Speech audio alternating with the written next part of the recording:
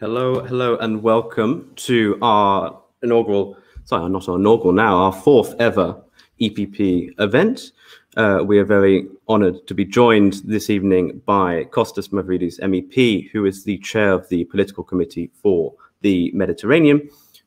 This topic is quite a controversial one, and it is following up on a recent plenary debate which took place in the European Union recently, detailing Turkey's aggressive actions.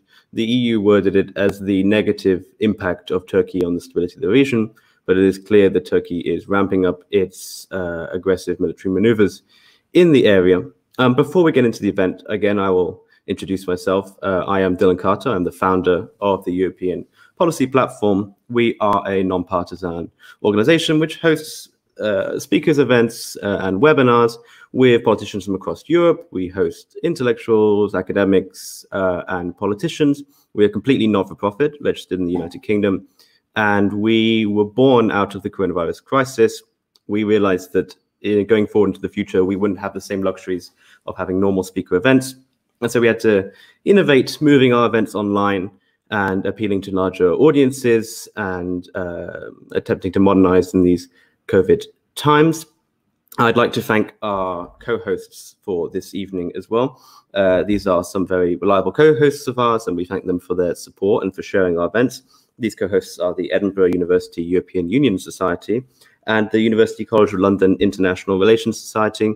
We give our thanks to them. This event is also being run in conjunction with the Socialists and Democrats group within the European Parliament, and we give our great thanks to them and for their work and for their connection with Mr. Mavrides.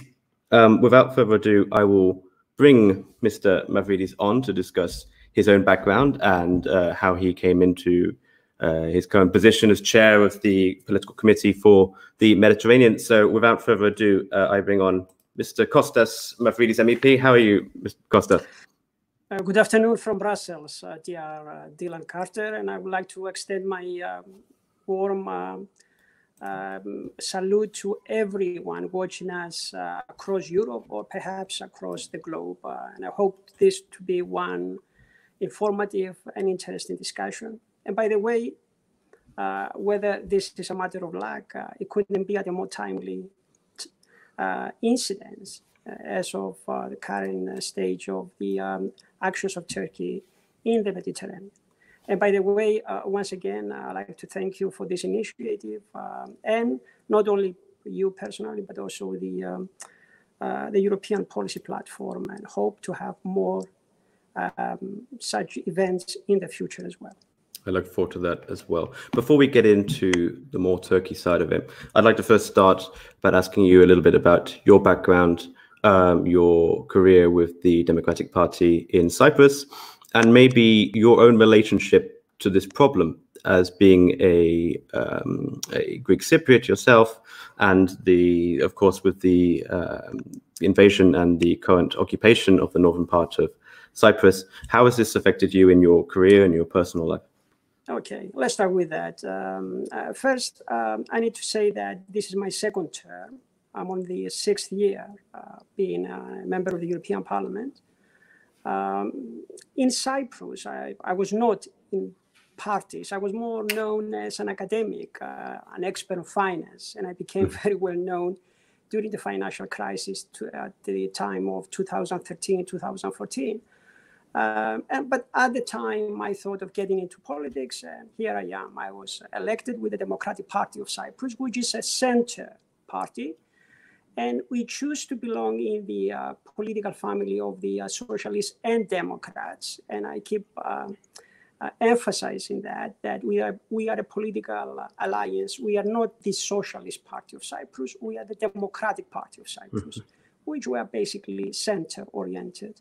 Now, as far as me personally, it's with great sadness that I would say this. These days, dear Dylan, are very sad days for the people, especially the people of Cyprus, because these are the days of the sad anniversary since the Turkish invasion of 1974. And during the time, I was one of those little kids who graduated from the elementary school in a small village in the district of Kerinya, which is now since then, actually, under Turkish occupation. I have seen with my own eyes the criminal activities of the Turkish military troops. I survived myself. I bring no hate in my heart. I keep repeating this. But at the same time, I'm firmly devoted to the values of the European Union and to my people. And that was one of the reasons why I decided to get involved into politics. And why, by the way, even though I was offered some other positions, either vice presidency or presidency of other committees during my second term, I choose myself to be the chairman of, or to compete for the chairmanship of the Political Committee for the Mediterranean for obvious reasons. And the Mediterranean, as we speak now, is at the center of many developments, good or bad. So before we look at the Mediterranean itself, I think it's important to look across the water to Turkey and to look at the political condition of Turkey. Would you say that Turkey is now abandoning its Kemalist, its secular and its peaceful roots and returning to a new form of Ottoman dreams? No, I would make a testimony and I would accept that in Cyprus, during the 2004-2005 years, when the Republic of Cyprus was about to join the European Union, there was a big discussion in Cyprus. In fact, it was a dichotomy between people whether we should allow Turkey to have an accession process. And many of us argue for that in the following way. The argument was that this was at the time a secular Turkey, that we wanted to bring it closer to the European Union. Whether it would enter or not, that was not for us to decide, but it would be sometime in the long future. But at least the accession process would democratize the country more and make it more easy to find some sort of peaceful solution in Cyprus and in the neighborhood. Well, I would say this today. That was a very nice dream, but it was just a dream. Things are being much worse. If I wanted to pinpoint to one person, I would call it by its own name. This is today's president of Turkey, Erdogan, and he calls himself neo-Sultan. He enjoys having to restore this neo-Ottoman vision. But the problem is that his vision for restoring the neo-Ottoman empire is basically a nightmare for all the people, not only in the neighborhood of Turkey, but also people within Turkey.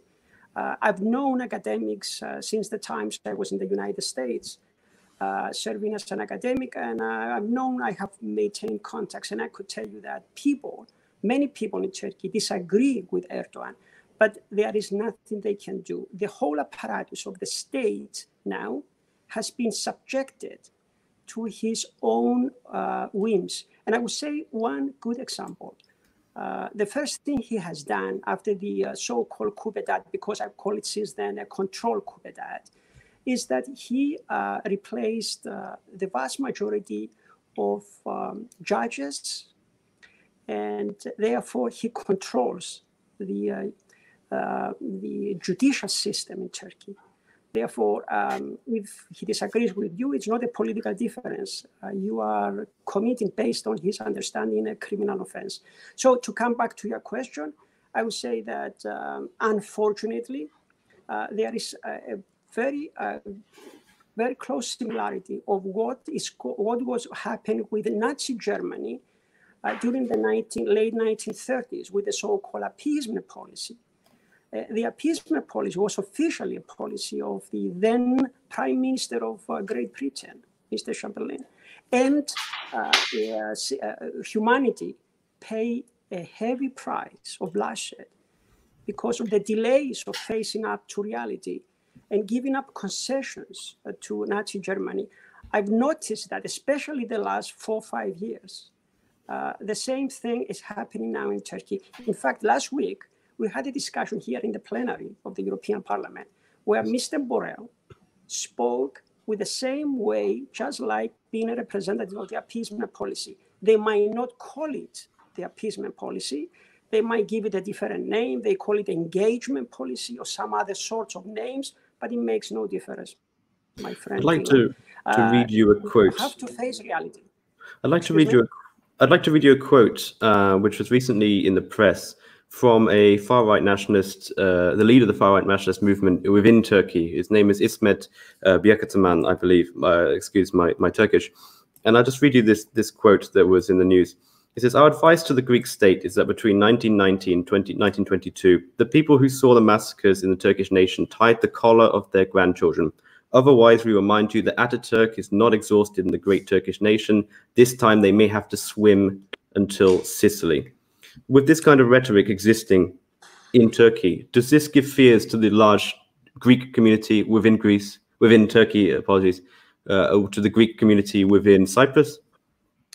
That quote, that statement, gives me a good chance to bring you, I could bring many examples, but I will concentrate on just two examples that show the hypocrisy and the arrogance by which is prevailing in Turkish politics. As we speak nowadays, we're going to have the conversion of Hagia Sophia into a mosque. And many officials of the Turkish state had presented Hagia Sophia being, by all means, we all know that it has been an emblematic church of Christianity, as being always belonging to the Turkish people. I don't understand why such lies are being accepted and are being transmitted. And the only explanation I have is that the information that people receive are very much controlled in very much like dictatorship. And the second example, to indicate the hypocrisy and arrogance towards the international law and the European law and values, is the fact that, let's take the case of the Republic of Cyprus. The Republic of Cyprus is internationally recognized by the UN. It's a full state member of the European Union. And Turkey has invaded in 1974 and since then occupies 1/3 of the territory of the Republic of Cyprus. Well, in the Republic of Cyprus, Turkey has established a so-called Turkish Republic of Northern Cyprus. No other country recognizes that state, and Turkey at the same time intervenes in Libya in the side of the internationally recognized government. So in Cyprus, they do one thing in front of the eyes of the international community and the European Union, and in Libya, they do exactly otherwise. And they do you believe? Go ahead. Have no reason for any excuse or explanation. These are two good examples of the hypocrisy and arrogance that prevails in Turkish politics. So this is what we have to face. But unfortunately, they go much more than this. As I mentioned before, this restoration of a neo-Ottoman empire, unfortunately, it's been built again on the extinction and abolishment of fundamental rights of other people within Turkey and also outside of Turkey. We all know what happens to the Kurdish or any other non-Muslims in Turkey, but also outside of Turkey. We have intervention, as we speak now, in the area of Afrin in Syria. Turkish occupation is there, and the prescription, the political prescription, it's more or less the same, just like in Cyprus. First, a pretext to protect some minority, Turkish-speaking or Turkish origin. And then once the Turkish troops are landing, then we have ethnic cleansing. Then they might bring more settlers from Anatolia, Turkey, and then some sort of self-proclaimed state. We have seen this in Cyprus, in Afrin. Now they do something similar in Libya. And of course, this will go on and on and on as long as there is impunity, if there is no punishment. And that's why this problem is not a problem for Cyprus or Greece or for the countries just in the area. It's a European problem. If we don't face up to that, I think that I have said what I'm about to say now 4 years ago in the plenary again, that any day that goes by without a concerted effort to face up to reality and face up these expansions of Turkey, any day that goes by with Erdogan in power, humanity and the countries in the area accumulate the human cost and suffering that we would pay in order to get rid of this dictatorship. And there is no easy way out, but we have to face reality. And yes, indeed, European Union has some tools. It's just that up to now, we have not enforced any meaningful sanctions. And speaking of impunity, is Turkey's status as a NATO member quite a block towards gearing up to sanctions? We have basically what is heading up to be a real conflict between Greece, Cyprus, France, Egypt, and Turkey. And many of these members are members of NATO. Does this stop any effective punishment of Turkish actions? You know, Dylan, if we had this discussion a few years ago, I might give you a different response. But now I would say this. Looking throughout the open conflicts and differences in the Middle East, in the Mesopotamia, and in the Eastern Mediterranean in general, I would say that by all means, Turkey is on the opposite side of the West. For example, we have seen Turkey setting up an alliance with the horrendous Islamic State. We have seen Turkey in the eyes of the international community to transfer jihadists from Syria to Libya. We have seen Turkey having alliance, and as we speak now, the public media of the so-called Muslim Brotherhood are being transmitting from Turkey, are being financed by Turkey. This is a terror state. And again, I do know deep inside, I'm very confident that the day will come when what we say now will be fully justified by real events. What I'm afraid, though, what I'm looking for is not justification, it's action. Action in advance, a foresight. That's why we're in politics, to act in expectation and not after the fact when it's too late. And that's what I'm afraid is happening now with the European Union. Either particular interest of member states or some sort of political intimidation of not being categorized as Islamophobic. And at the same time, I would say this sort of appeasement policy that prevails has been tried and has failed. We cannot go on with the same policy and expect different results. This is the definition of basically stupid politics. You cannot expect different results if we continue with the same failed policies. And talking about the concrete actions of what Turkey is doing, why is Turkey now moving to dispute maritime territories and the EEZs in the Mediterranean? Well, I have to guess now because this is it's a very good question. I could give a number of reasons. I will give you two explanations. One is that it seems that Erdogan, being a ruler, has found a very strange alliance in the United States, which is President Trump. And President Trump, perhaps in a few months, might be out of office. And there are many statements and publications around us in the media documenting that there might be some hidden interests that bind the two of them. At the same time, I feel that Erdogan has lost a large portion of his popular support, being middle and low class level people in Turkey who have seen their well-being improved during the last 15 years. Given that the economy in Turkey is not doing well, it's in a very fragile situation, I think that just like Hitler, Erdogan needs to replace the economic capabilities of the country, which are not able to support his political vision. He needs something else, and that something else is this sort of fanaticism and Islamist ideology.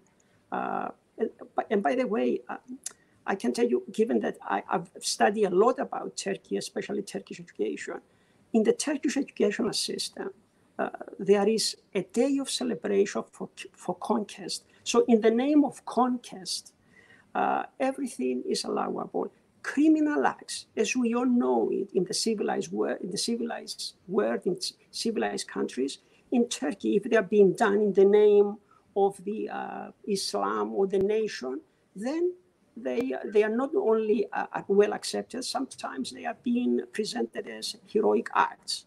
So this is modern Turkey, unfortunately. And the longer we wait to face reality and look for solutions, they are not easy solutions, but certainly the way we treat Turkey so far has failed, and we are in a way feeding a monster. And the monster, especially in countries like in the Mediterranean, and that gives me another chance to explain something that I have tried many times to argue to my Arab friends. We cannot, each country on its own, isolated to act and face up to Erdogan. We need to act together. Egypt, Libyan forces, Syria, Greece, Cyprus, and especially the leading role of France. Otherwise, if each one of us is acting on its own, I think we are playing the game, the rules of the game set by Erdogan. And would you say the conflict now, so just to give some context to this conflict, we have French and Turkish ships accusing each other of some quite serious breaches, of almost threatening to open fire on each other, of the French accusing the Turkish of smuggling weaponry directly to Libyan soldiers. There is, on the other side, conflicts now starting, and especially hotting up, over gas deposits in the Mediterranean Sea, and seismic surveys being taken by the Turkish drilling ships and navy. Would you say that this aggression in the Mediterranean is driven by these resources, or it's driven by a desire to test Europe, to try and expand its control? As I have said at the very beginning, this neo-Ottoman plan of Erdogan needs, among other things, they need a lot of energy reserves. And energy reserves are in Sirte, in Syria, in Libya. They are also in Kirkuk, in Iraq. And they have been found, of course, in the exclusive economic zone of the Republic of Cyprus. And most likely there are good indications that we have plenty of reserves in the Aegean. So Turkey is finding excuses and pretexts to intervene. And by the way, this morning, just before getting into this webinar, I was listening once again to some of the statements by Turkish officials, and I'm not referring to some journalist or academic. These are Turkish officials who say the following, and I quote, that they will protect the interests and the rights of all Turkish people in the area. So the interests, meaning whether they are against international and European law, no matter how they interpret that kind of interest, they have the power to use it. and they say it. This is why, yes, indeed, I would say that the European Union would need to use defense to meet this military power by Turkey. And Cyprus, of course, is quite small on its own. But I think Turkey, if had to choose a clash with Greece, I don't know what would be the result of that, but I could tell that Greece has no option but to defend its continent or its sovereign rights. If not, then we will see Turkey being more expansionist. That's why these reserves are not only a goal on itself.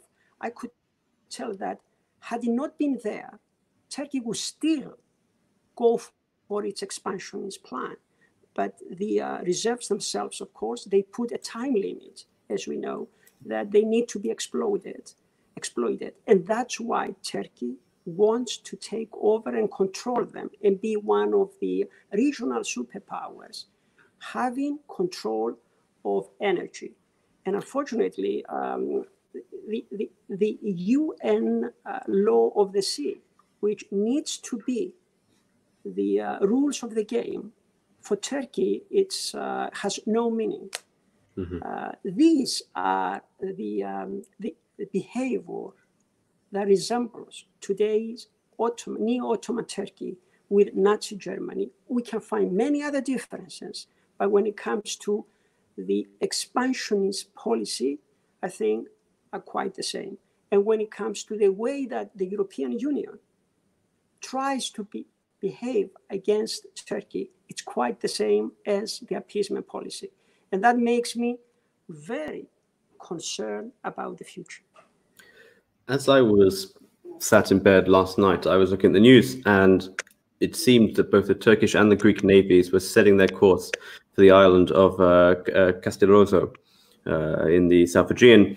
Yes, indeed. And we've seen this before. We saw this in 1996 with the Imia Island clashes, which almost brought the two nations to war. Of course, now Turkey is looking at redefining its maritime boundaries to have claims on this oil, and these islands would find themselves surrounded by Turkey's territorial claims. Now, what would make this situation different to 1996? And are we going to see a more violent outcome, or are we going to see a slow creeping of their territorial claims? As of now, as of today, it seems that Greece is well determined to defend its sovereign rights. And when I say sovereign rights, it has a special meaning, not just sovereign territory, but sovereign rights, meaning that all that sea area is considered to be part of the continental shelf or the exclusive economic zone to be agreed upon with other members, other countries in the area.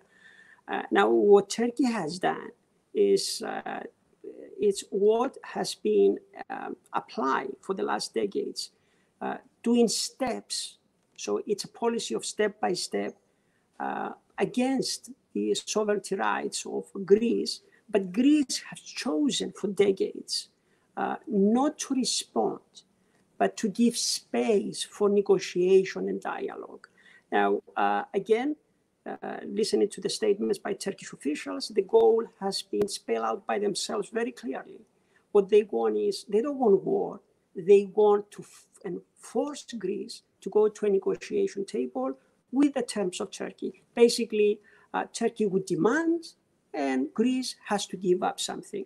And now, hopefully, this incident with the island of Castellorizzo has bring the issue of facing up reality in Greek politics as well. As we speak now, I think the public opinion in Greece will not accept any backup. They demand firm position against and response, strong response against any Turkish action. Now, would Turkey move with the exploring ships in the area? I don't know. A day ago, we've seen that Angela Merkel made some sort of intervention trying to negotiate between the two parts and have de-escalation. It's a matter of days, but I think the day of apocalypse is very close. We will see. Again, I repeat, the future of the Eastern Mediterranean, in a way, is well dependent on the stance of the Greek government. If the Greek government backs off, then I think worse will come in the future, because Turkey would advance even further. If they show firmness to defend the sovereign rights and the external border, not only of Greece, but of Europe, then I think Greece would gain credibility, and also France might have some leading role in the area, but that remains to be seen. And also in the area, we have the proposed construction now of the East Med pipeline, which is a joint project by the Cypriot government, by Israel, and by international partners. Turkey is now vehemently opposed to this proposal. Why is this? That's a very good question, and I will tell you why. See, I go back a few decades in history, during the beginning of the 1950s, when in the European continent, we had the European Coal and Steel Community, a treaty that established that cooperation between 5 countries at the time, which later on became the European Community and what we have today as the European Union. Being the chairman of the Political Committee for the Mediterranean, I had the vision, and I explained this in front of my colleagues in the European Parliament here in Brussels, that in the Mediterranean, we have energy, and energy is a source, is a basic raw material for economic development. At the same time, we need some rules. The rules, to my understanding, or the basic rules would be the law of the sea of the UN. So we have the rules, we have strong economic incentive. Therefore, we can get together, all of us in the area, for the well-being of and the stability and security of the area, and to cooperate based on these 2 elements, energy and rules by the UN. Unfortunately, there is one country which goes all against this type of understanding, and that is Turkey. The East Med, it's a pipeline, but it's a pipeline that has geopolitical importance, because when you have a pipeline, of course, energy requires some sort of security and defense.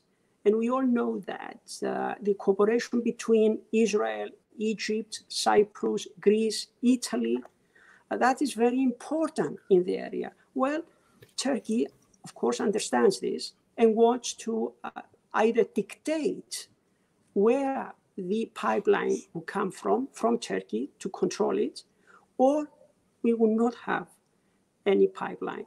And again, the quote that I've seen over and over again, it's very well known. In the interest of Turkey, nothing will be done without the interest of Turkey. So whether that kind of interest of Turkey is totally against any fundamental UN law or EU law, it makes no difference to Turkey. That's why I'm very disappointed. I don't think there is much to discuss in a dialogue with Turkey as it stands now, unless there is a big displacement in politics in Turkey. With the Erdogan regime, I see no hope of that happening. And if we move away from the sea now, we move to land, and there are definitely some land flashpoints for conflict as well, with Syria and with Greece. Now, of course, the civil war in Syria is a tragedy and has expelled many, many people out of their homes, and of course, many towards Europe. Now, Turkey initially welcomed with open arms quite a large amount of these Syrian migrants who are traveling to Turkey. But it seems, especially to myself, that Turkey is now weaponizing this migrant crisis. We saw with the conflict on border crossing points between Greece and Turkey, as Turkey allowed as many of these migrants to travel to Greece. There were even some accusations of Turkish troops instructing migrants to charge at certain points of the border. Do you see this as just another weapon? Is Turkey weaponizing this conflict? To use the very careful terminology use and definition used by the President of the European Commission, Madame von der Leyen, she said it in a very diplomatic way that these actions by Turkey were politically motivated.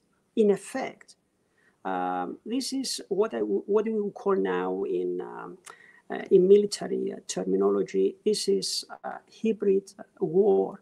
It's using human beings in order to fulfill their own expansionist policies and to create problems in other countries. Myself, being a refugee, I can know very well, compared to anyone else, having lived on my own, what is a refugee, and that we need to have a helping hand extended to the refugees. But what Turkey is doing is not helping refugees. It's exploiting them and using them in its own expansionist policy.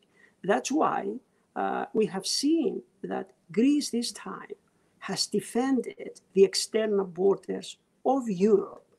And at the same time, we have seen something very positive.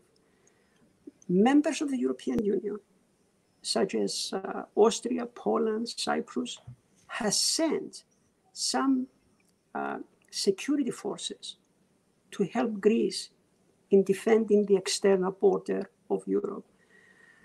Needless to say, of course, that here in Brussels, we had some critics asking Greece to behave in a more civilized way and so on. But again, dealing with human beings, of course, it's always, human beings need to be treated in a human way. But at the same time, Turkey, it's exploiting these human beings. That's why I was among the very few who argue that the rules of engagement, especially in the Aegean Sea, need to be redefined because Turkey knew them and was using them with its secret services, providing boats and other ways, other means to transfer these migrants to, because we don't speak of refugees anymore, we speak of migrants to the Greek islands. That's why, to me, this was an unfortunate event, but Greece has defended the external borders of Europe and at the same time, the values of the European Union. And maybe Turkey had, that was the failure of that plan in the northern Greece might come again in action in the Greek islands within the few months. We will need to see, though, because Turkey is acting in ways that many times are beyond any ethical behavior. That leads me quite nicely onto my next question. Now we have overlapping naval territories between Greece, Cyprus, and Turkey, of course. Is there a risk that Turkey might directly threaten the sovereignty of Greece or of the Republic of Cyprus? We've seen, especially, Turkey has always been very vocal about its claims on the islands of Kos, on many of the islands in the South Aegean. And for many years, the Greek and Turkish navies have stood off against each other. Could this lead to an armed takeover of some of the territories that have been disputed for many years? Or is this more to do with an aggression, with a show to try and get Greece to step down and to come to the table? If we look at the the last few decades, how Turkish politics act, I would say that the maps themselves that are being published by official agencies of the Turkish state would indicate what are the real plans of Turkey. And basically, based on the maps that we've seen over and over again, either by the Ministry of Defense or Ministry of Foreign Affairs, basically they want, and I'm not exaggerating, half of the Aegean, because they say that they want to reform international treaties which were established about a century ago. And at the same time, they claim, they present different claims, which if you ask them, can you show us the international article, the article in international treaty that is the base for this claim, then they have no other argument. So again, yes, indeed, Turkey wants half of the Aegean. And at the same time, when it comes to the difference between Cyprus, though, is that Greece has the will, I believe, at last, and has the force to defend itself. The Republic of Cyprus on its own, it's quite small and quite weak. So that's why whenever when it comes to the Republic of Cyprus, even though Turkey invaded essentially in the exclusive economic zone of Cyprus, Cyprus has no defense tools except legal or political. That's why we turn to the European Union, asking for economic sanctions and the arms embargo. In effect, nothing has taken place yet. And recently, Erdogan called for a fair and permanent solution for Turkish Cypriots in Cyprus. What does he mean by this? Are we seeing any increased tensions on the island of Cyprus itself? Well, regarding the Turkish Cypriots, I would say that there is a large portion of the Turkish Cypriots which are quite secular. After all, they were crypto-Christians being turned into Muslims during the Ottoman Empire. But today, these Turkish Cypriots might be a minority in the northern occupied part of the Republic of Cyprus because Turkey has bring over to the island thousands and thousands of Turkish Anatolians in order to have political control of the island as well. There are no tensions in the sense that anything beyond what we've seen the last decades. But again, the island as a whole, the Republic of Cyprus as a whole, including the northern part of Cyprus, has joined the European Union. And in effect, this is a good argument that we present to the Turkish Cypriots, that if they want to join in all ways the European Union, we need to get rid of Turkey and especially the Turkish troops. If the Turkish troops are being withdrawn from the island, I could tell you that the next day or the next few days, we could find a dependable solution, a credible solution that would be based on the acquis, the European acquis. So the European acquis was not made for a Greek Cypriot or a Turkish Cypriot. It was made on a supernatural way, and therefore all rights and privileges and all obligations of any European citizen that would apply towards me, they would apply to any Turkish Cypriot citizen. This is a very good argument, but unfortunately, Turkey has the control of the northern part of being still under Turkish occupation. In this regard, why do you believe the Annan Plan failed in Cyprus? Yes, I would tell you at least 2-3 arguments, very important arguments why it failed.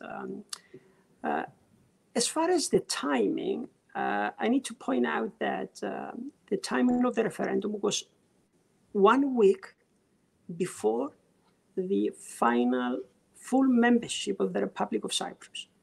The reason why the referendum was organized a week before the Cyprus entering into the European Union was not a coincidence. It had a very clear political goal. The Republic of Cyprus had to be replaced by the United Republic of the Annan Plan, whatever it was supposed to be called. And in a way, there would be no president, but a presidency, a rotation of different 6 members of the presidency office. It was so complicated. And my understanding, and at the same time, when it comes to fundamental rights, we have clear discrepancies from the acquis. For example, people like myself, this is what I say to my Turkish Cypriots many times. Can you imagine being a European citizen, having the right to go all over Europe, to buy and enjoy a house or a job or a profession anywhere in the European Union, except in the place where I was born, where I still have the deeds. I still own land, which I inherited from my parents. I mean, this is unthinkable. This is a clear violation of human rights. At the same time, though, the abolishment of the Republic of Cyprus would have created what was known at the time as constructive ambiguity with many other different issues. One of them would be the fact that Cyprus would never be able to come up with the limitation of exclusive economic zones unless Turkey would agree to it. So I could say many different reasons why the Annan Plan was rejected, but I would finally say this. Many of those who supported it then, even today's president of the Republic of Cyprus, they would admit that having seen Erdogan's behavior, it was quite clear that there was no doubt that Erdogan would not allow any peaceful solution to be established in Cyprus, respecting the EU law. So if we now turn to the EU and the role of the EU in this.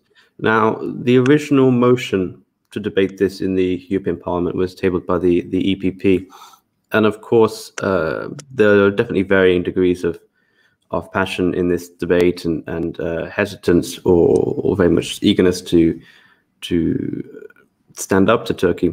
But do you think that the EU is acting decisively enough as a body? And do you think that the S&D group, the EPP, the Reformists, do you reckon that they're acting in harmony for this, or do you reckon there was a lot of disunity in the approach of the EU? Okay, regarding the European Parliament, I would say that with regards to the two large political groups, I would say that the last few weeks we have seen the leader of the EPP coming stronger and stronger against Turkey. And that is something to be noticed. At the same time, though, and this is not a matter of politics, I have to state the fact, I cannot disregard the fact that Mr. Weber, who happens to be in German, so he's coming from a government which, as we speak now, is in the process of selling to Turkey 6 state-of-the-art submarines, which Turkey claims that they are going to be using the Eastern Mediterranean, of course, against Cyprus, Greece, and any other country, especially against the interests of the EU. At the same time, though, I need to make it very clear that it's not up to, or the power, it's not to the European Parliament to decide when it comes to sanctions. Sanctions are up to the Council, the European Council to decide. And I need to be frank and very realistic. I don't expect that somehow the European Union will come up with a common defense against Turkey. I don't have that expectation. I would love to state it if I think it would have been possible. But I would say two things that are quite possible. One, taking in consideration that the European Union as a whole, we are by far the #1 export destination for Turkey. That means we have a huge leverage that we have never exerted towards Turkey, never. And this is taking again in consideration the fact that Turkish economy, it's in a very fragile situation. We have a huge power there that would, in a way, press Erdogan administration and, in fact, indirectly help those secular forces in Turkey to replace Erdogan. The other tool, which is, again, this has been stated here and there, but it still remains to be seen and never been applied. It's an actual arms embargo towards Turkey. You see, though, what happened with the Irini operation in Libya. The member states of the European Union, in a concerted effort to control any arms shipment towards Libya, they face up Turkey.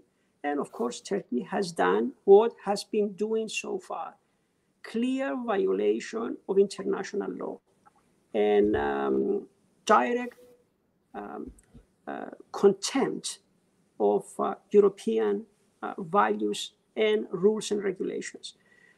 That's why I'm very disappointed on one hand, because I do understand, and being also a member of the Economics Affairs Committee, that we have strong tools against Turkey that we did not use. And the longer we wait, unfortunately, the heavier the human cost that we would pay sometime in the future. Speaking of human cost, and if we go back to looking more towards Libya and Syria, now the Turkish government, of course, now is using the Syrian National Army, as it's called, but not just within Syria, it is now exporting the Syrian National Army into Libya. How complicit are the international partners in recognizing the new Libyan government? How are they permitting Turkey to use mercenary forces who are jihadist mercenaries to exert their influence onto Libya and in Syria, of course? Dylan, I would say that Egypt seemed to be the one mostly affected by the actions of Turkey, not only the people of Libya, but the countries outside of Libya. And I mention Egypt because it seems that Egypt also has the power to defend its own interest. Mm-hmm. But coming back to Libya, I would say this. In Libya, we do have two sources of power. On one hand, all of government, we have the Tripoli government, the internationally recognized. At the same time, though, we have the parliament of Libya, which is another source of power in total opposite position towards the Tripoli government. Even myself, I tried to, and I did have some contacts with the Libyan parliament. And it seems that the involvement of Turkey in Libya is in a way a repetition of what we have seen in Syria. Had it not for the involvement of Turkey, the financing, the supporting of the jihadis in Syria, we would not have so much human cost and so much suffering and refugees. So in a way, Turkey is creating indirectly the refugees and migrants, using them to blackmail Europe. Now we've seen over the same political prescription applied by Turkey, getting involved in a civil war in Libya that creates much more suffering and human cost. But besides the human cost, I will repeat what President Macron has said today. Libya and the Eastern Mediterranean in general are very close to the security of Europe. And there are opposing countries such as Turkey or even Russia that try to assert themselves in the area.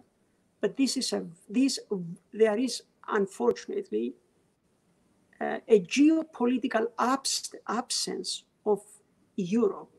Mm-hmm. And if Europe cannot or doesn't wish to get involved, then France needs to get involved.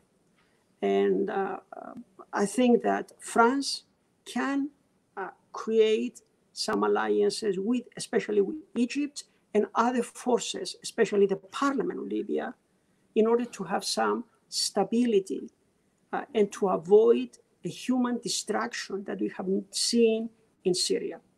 And if there is a destabilization of Libya in general, someone can think of what would happen if Muslim Brotherhood would take over politics in Egypt. That would be an unthinkable catastrophe for the European Union, considering that the population of Egypt is more than 100 million. Mm-hmm. When we had the Syrian problem, 7-8 million population, the European Union almost collapsed. That's why you have a huge interest in the security of Egypt and Libya as well.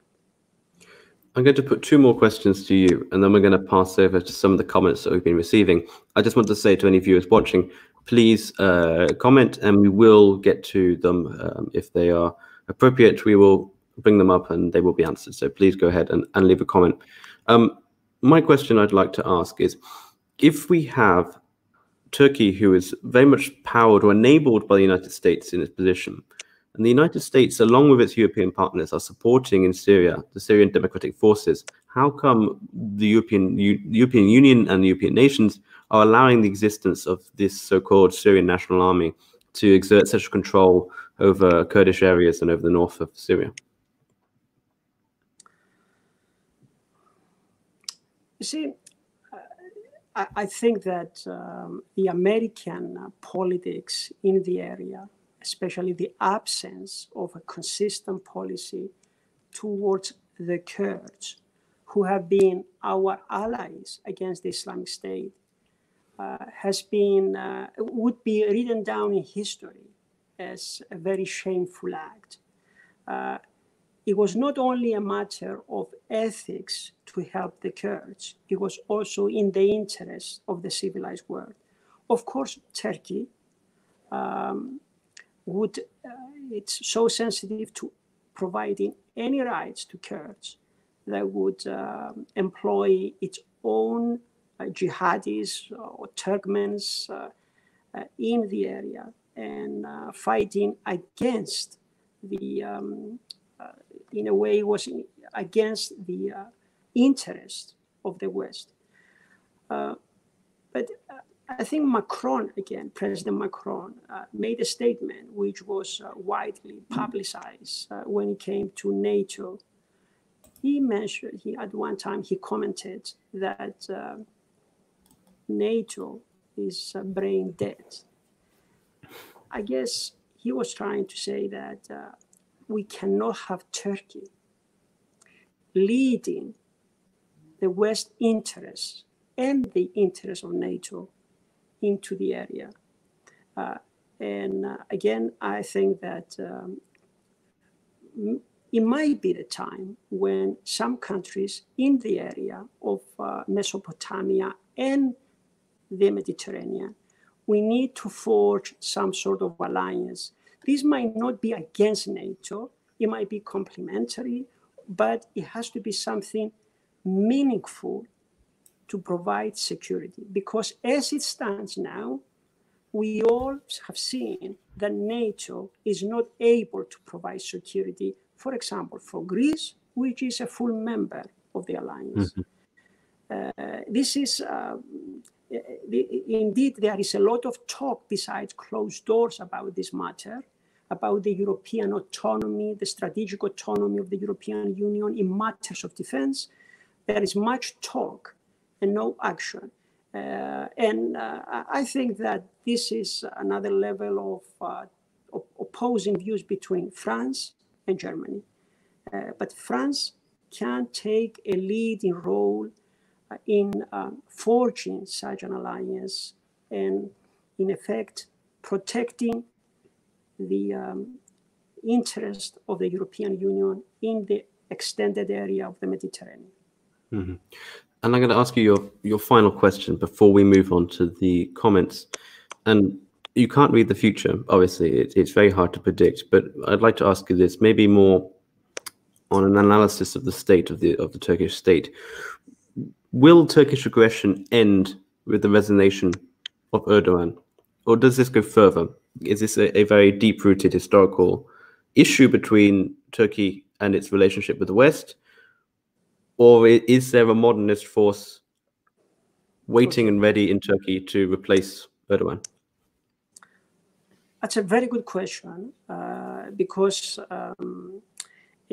in a way, it brings the question of how do we have a choice? Would it be a choice between having a secular-oriented Turkey or this neo-Ottoman Islamist Turkey? Again, even the secular Turkey with the Kemalists was quite nationalistic in its ambitions. But at the same time, I felt that it might be better to have a democratically elected government in Turkey that would turn its vision towards the West. Having this neo-Ottoman aggressor in our neighborhood is too dangerous because no one can control it. If we have a Turkey which might be secular and at the same time interested about respecting the international law, respecting the EU law, I think it would have been a good neighbor for all of us. Nowadays, with Erdogan, I think that unfortunately, the society has been poisoned in Turkey, and even an expulsion from his office tomorrow will not bring us back to what was Turkey 10 years ago. Things have changed drastically in Turkey towards a very deep Islamic-rooted country. And it might take decades to uproot what Erdogan has done to the country itself. Mm-hmm. So I think we'll now take our first question, which my colleague will flash up on the screen for us. That my colleague should be bringing up on the screen any second. There it is.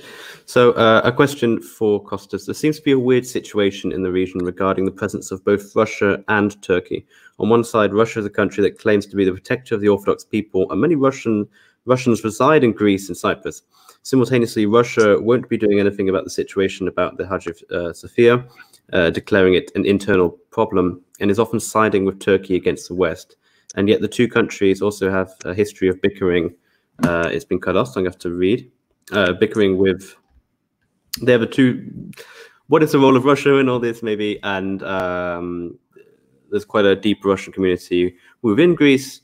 And of course, Russia seems to back Turkey at times, and they have quite a turbulent relationship. Do you see any role of Russia in this? See, personally, I was being in politics. I'm quite realistic, knowing and understanding that what prevails in the mind of for leaders or rulers or presidents, it's not a matter of religion affiliation, being Orthodox, mm-hmm. but many times other goals prevail. And I would make a guess.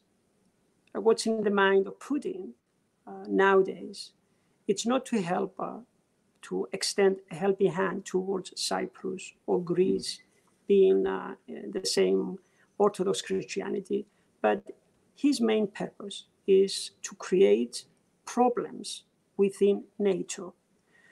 And problems within NATO, one good way to do that is to distance Turkey more and more away from the NATO alliance and bring Turkey in opposite sides against the West interest. So far, he has done it very well, but unfortunately, Turkey, as I have said earlier, has a strange ally in the White House, and that is President Trump. So it is a big disappointment for Christianity in general, the way that the Russian government and President Putin is behaving. But at the same time, I think this is realpolitik. And do you? I'm adding my own little question into this. By the way, can I Go ahead. Something more? I would say this to our viewer. Reading between the lines of what I'm trying to say, I think that the Russian people might have a role to play. The Russian people might demand a more acceptable, a more ethical stance on the part of the Russian government.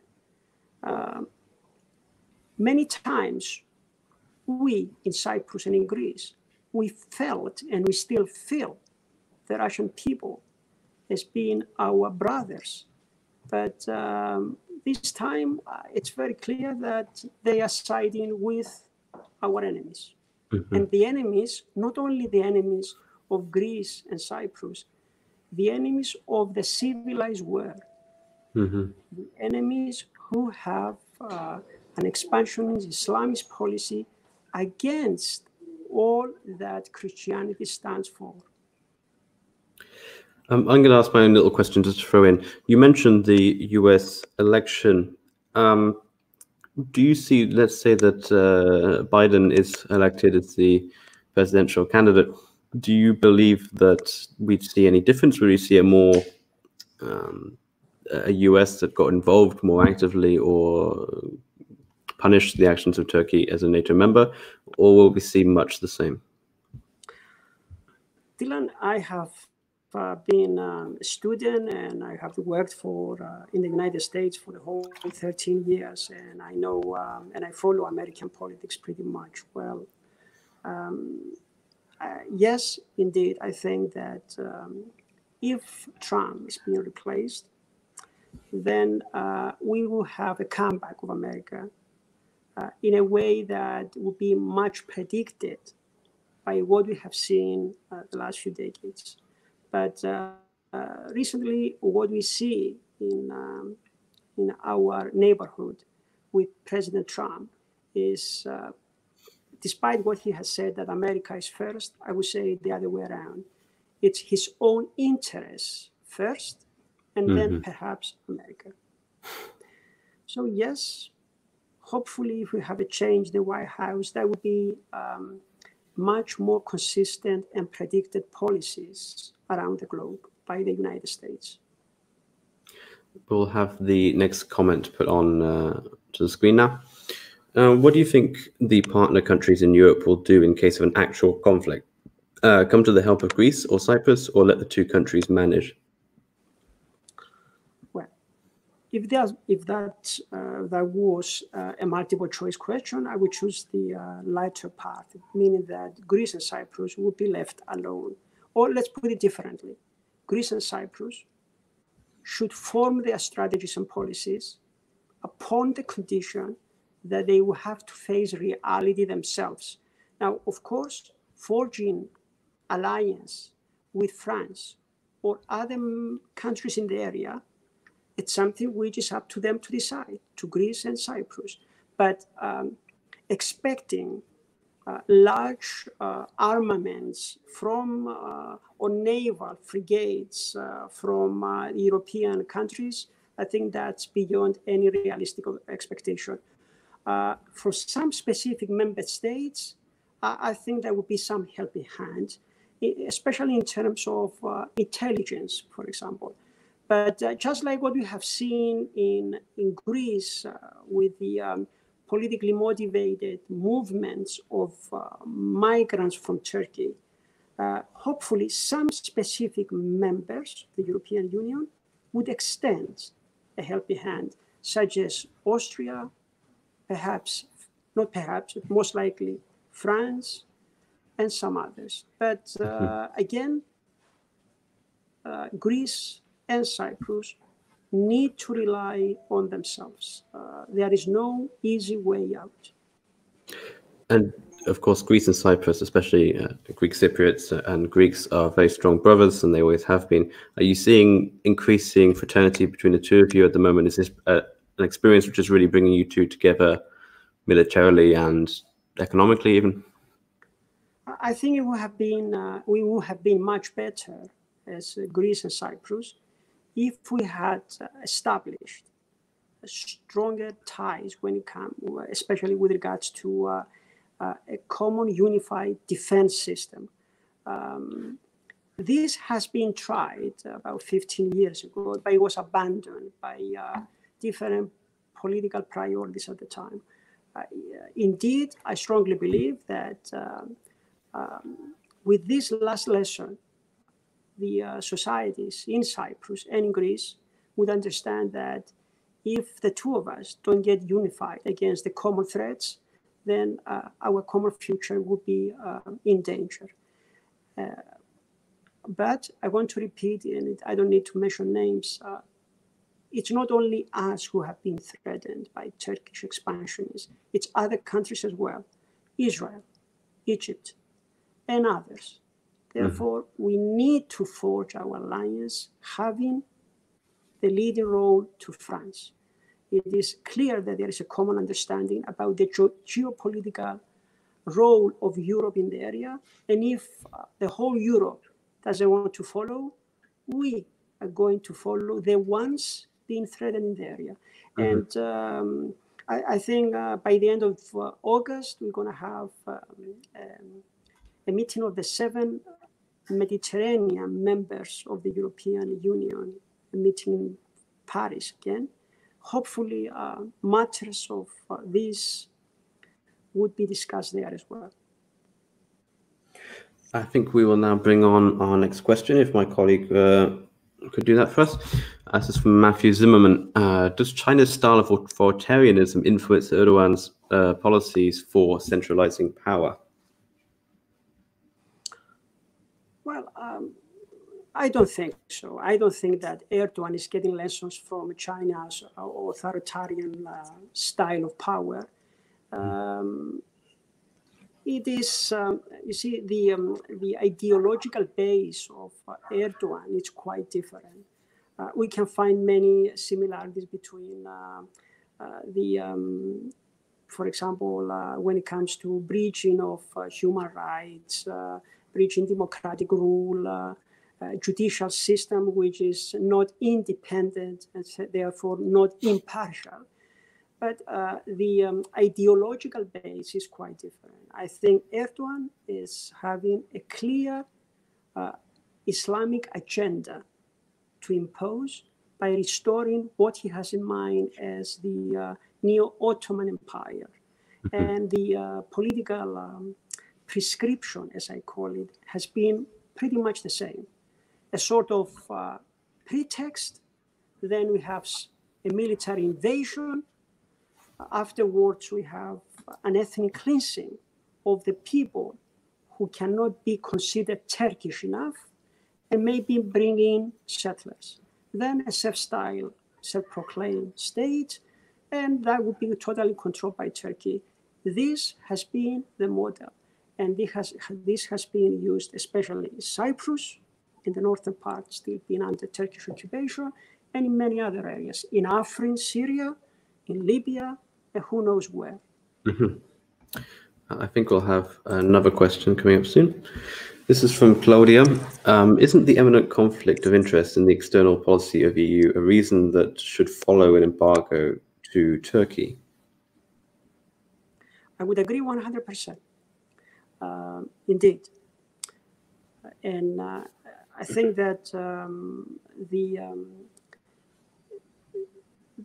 the dynamics and the capabilities of the European Union to form a common foreign policy are much more than what we have seen so far. Unfortunately, particular interests of member states did not allow us to form a meaningful foreign policy. And using, I do understand that we are not the United States of Europe yet, but we are the European Union. And I will give an example. Regarding Russia and Ukraine, the European Union imposed sanctions over and over again, and neither of those two countries are in the European Union. Turkey is in the accession process, threatening the sovereign rights of members of the European Union, invading in the exclusive economic zone of Cyprus, which is Europe, European Union, and we haven't seen yet such similar sanctions. This is an outcry on my part for all the civilized world to look upon what is going on in the case of Eastern Mediterranean and the role of Turkey, because forming or helping an extended hand towards Cyprus would be in the interest of forging stability and security in the area for all the people and their well-being. Shall we bring on our next question? What Erdogan does, even Saddam Hussein didn't do such things. You don't think it's time to stop him by force?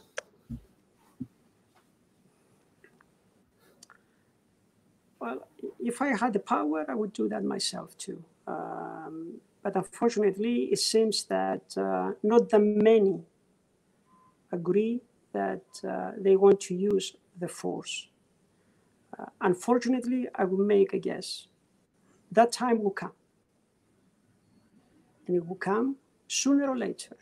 Another time, many European politicians who now argue for the so-called appeasement policy or engagement policy will be condemned to shame in history. But again, unfortunately, we have to go through this way of informing people about the real threats around us. And one of the reasons why we do this today is in order to inform people about the real dangers and the real threats by Turkish expansionism against people within Turkey and people outside of Turkey. So it's about time for all of us to get together and not to expect someone else to act in our interest. Mm-hmm. I've just been sent a link from a very good friend, a Turkish friend of mine, who wanted me to see a link which is talking about a Turkish academic who's calling now in the Hagia Sophia to smash or to take down the mosaics, the Christian mosaics decorating the building. These are quite shocking messages to hear from what is meant to be, or what was for many, many years, a symbol of modern Turkey and of the secular nation, the state. Is this a huge new shift, or is this something that's been in the background for a long time? I think that these are the symptoms of the neo-Ottoman policies being exerted in the different Turkish people in Turkey. Basically, I will use a description that would capture what is going on now in Turkey. There is a hysteria about extinguishing anyone who is not considered fully Turkified and fully Islamist enough to be devoted towards the goals of this neo-Ottoman vision. Unfortunately, think about what we have now. We have a historical monument place of worship for Christianity, an emblematic church. And people know that this has been the result of conquest, of looting, basically, and they want to destroy it. I don't know how else to describe it, but a hysteria of fanaticism that we, unfortunately, we have to face. I want to finish on a final, rather controversial question, which I've received from a contributor of ours, asking, would it be beneficial for Greece and Cyprus to unite as a nation, or will that only make things worse? Well, this is not a controversial question. I would respond to it very clearly. The Republic of Cyprus, it's a different state, has been independent since the 1960s, despite many efforts by forces either inside or outside. We remain independent, and now we are a member of the European Union. In the European Union, we are a family. We are a family with Greece, with France, and all the rest of the Europeans. And we do have same values. So I don't think there is any political vision for any unification between Greece and Cyprus. Yes, indeed, I am a Greek Cypriot. At the same time, I am an MEP, a member of the European Parliament, trying to represent not only the Greek Cypriots, not only the Armenian Cypriots, not only the Maronites, but also as much as I can, and I do have some contacts with the Turkish Cypriots. Unfortunately, the division line being imposed by Turkey does not allow me to have more extended contacts with my Turkish compatriots. But the Republic of Cyprus in the European Union can be the same common home for all Cypriots, all Cypriots and all nationalities. And do you have any feedback from some of the Turkish Cypriots on the island? Do you have some of them just as critical as the actions of Erdogan as yourself, or is there more support for Erdogan's actions among Turkish Cypriots? I think that a very large portion of the Turkish Cypriot society has been influenced and affected by Turkish politics from Ankara. But at the same time, though, I could mention two names very well known in the Turkish Cypriot community. Both of them are very friends of mine, and I'm very proud of that. One is Şener Levent. He's the editor of a newspaper being published in the northern occupied part of the Republic of Cyprus, which is now known as Europa. It used to be called Africa, a newspaper. And many times he has been threatened, assassinations against his lives, by Turkish militants and Turkish settlers.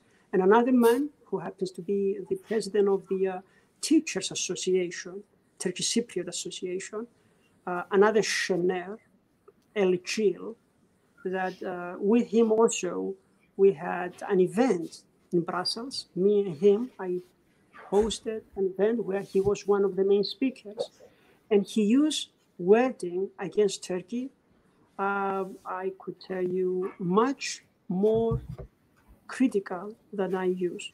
That's why I still have some hope that there are still voices in the Turkish community that might not have the coverage of the media as much as warranted, but still these voices are the hope for a unified Cyprus, free of Turkish occupation and free of Turkish military forces. I think that's a brilliant point to end this conversation on. Before I end the stream and we say goodbye to Costas Mavrides, I'd just like to flash on the screen the donation link for our organization. We are completely run on donations from users, and even as much as €1 or to £1 is really appreciated. It helps us do things like this. It helps us to promote these events and to make sure that you see them.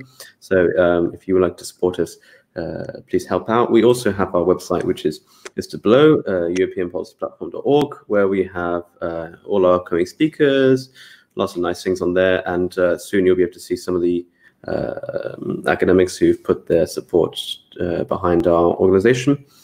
And with that, I will bid farewell to Mr. Mavrides, and thank you all for joining. And I hope to see you in a few weeks for a very exciting event that we have planned. So thank you very much. Dylan, thank you for hosting me. And I would just say, before I say goodbye, you know very well that today is the last day of plenary in the European Parliament. And hopefully we're going to have peaceful days in the days to come. And we're going to be getting together by the end of August, again, with any other initiatives such as this one, which are quite informative to people. And thank you for all your contribution.